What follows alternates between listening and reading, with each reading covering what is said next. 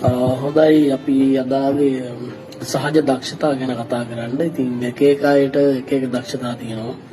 සමහර අයට දුවන්න පුළුවන්, සමහර අයට උස්ස පායින්න පුළුවන්, සමහර අයට ගමහරා දුවන්න පුළුවන්. එක එක දේවල් පුළුවන්. එතකොට සහජ දක්ෂතා ගත්තාම අපිටත් කීපයක් පුළුවන්. දැන් සමහර අයට මේක බෑ. පොඩ්ඩක් බලන්න try කරලා සමහර අයට මේ දැන් දිව අඹරන්න බෑ. මට පුළුවන් මෙහෙම. දැක්කනේ දිව ආය කරලා බලන්න. ටිකාවේ නැහැ.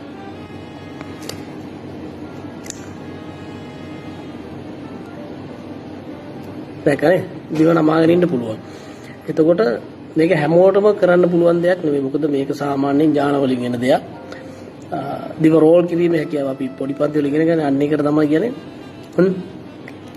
දිව රෝල් කිරීමේ හැකියාව. ඉතින් මේක කාටවත් මේ අපහාසයක් වෙන්න කරන එකක් නෙමෙයි. මේක හැමෝටම කරන්න බෑ. ඉතින් ඒ කියන්නේ ඒක මගේ දක්ෂතාවය.